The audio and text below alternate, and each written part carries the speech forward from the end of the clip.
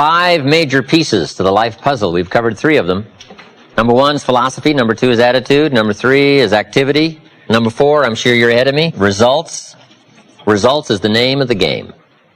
The quest of life is to see, 1, what we can become, 2, what we can accomplish. What we can become and what we can accomplish.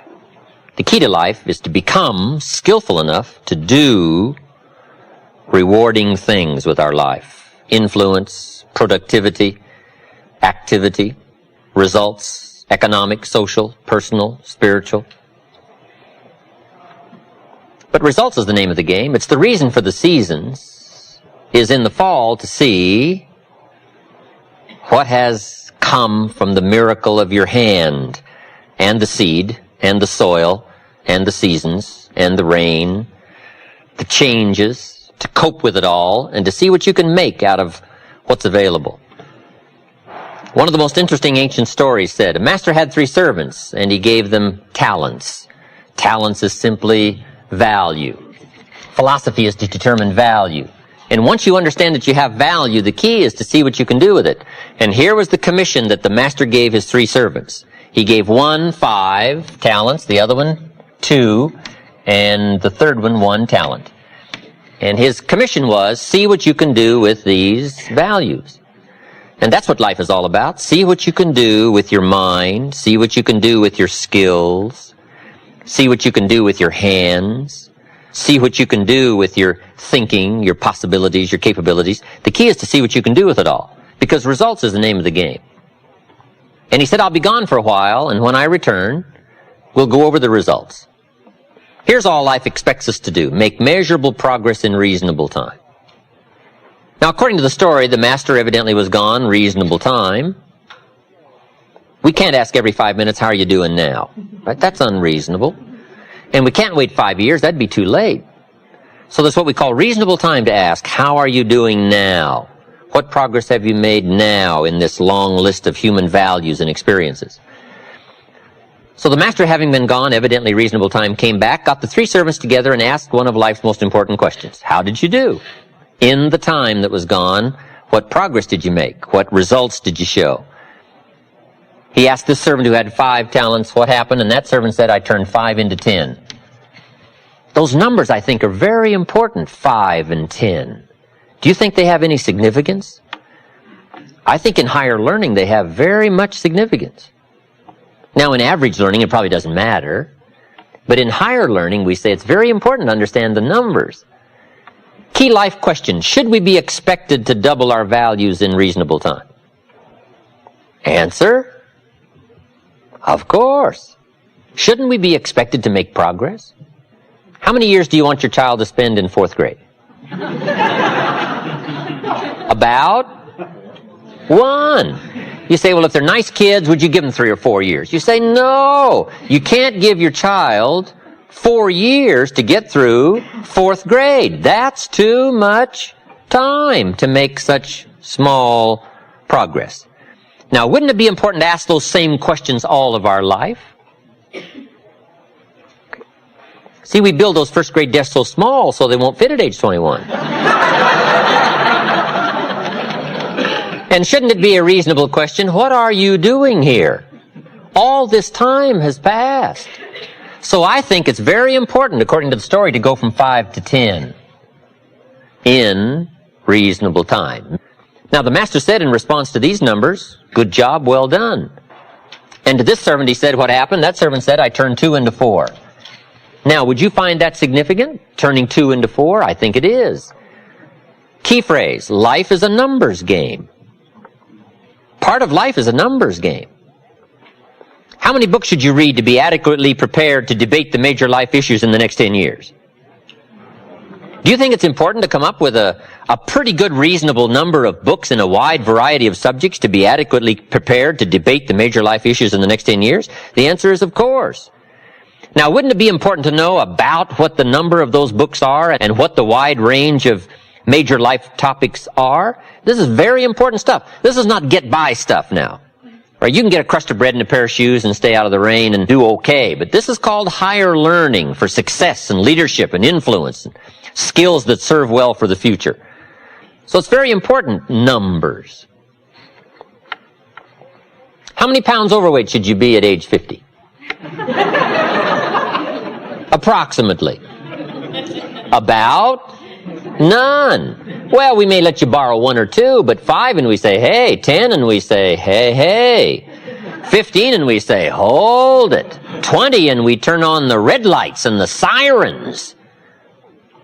You can't go beyond 20 with any reasonable amount of safety for your health and your future. So numbers are very important. When a reasonable time has passed to say, let's go over the numbers one more time to make sure we're not off track. Everything by longevity tends to drift off track. So we have to keep coming back, what we call mid-course corrections. If you're headed for the moon, the early guidance system when you first blast off doesn't serve for the whole trip. You got mid-course corrections. And they're very important when you're headed for the moon.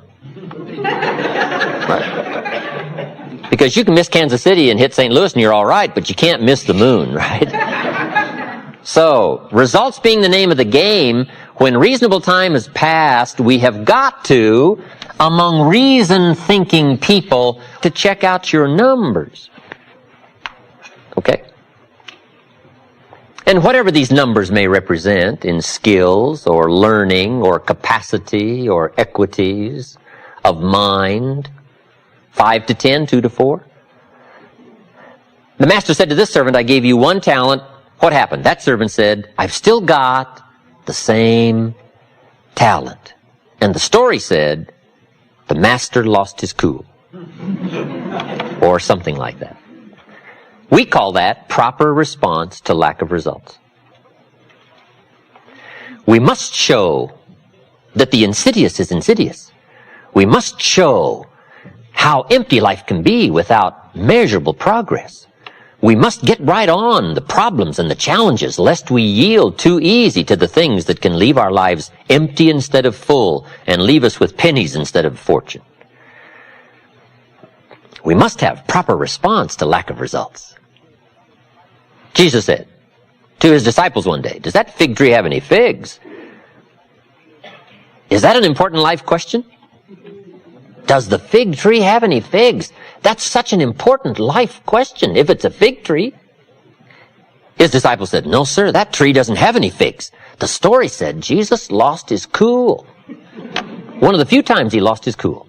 We call that proper response to lack of results. Shouldn't we pour it on? Lack of results? Shouldn't we make it clear? Shouldn't we become emotional? Shouldn't we become philosophically strong and find and select powerful words that will illustrate the point? Lack of results? Right?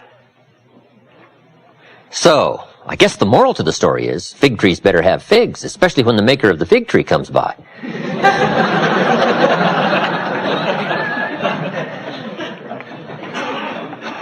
Results is the name of the game.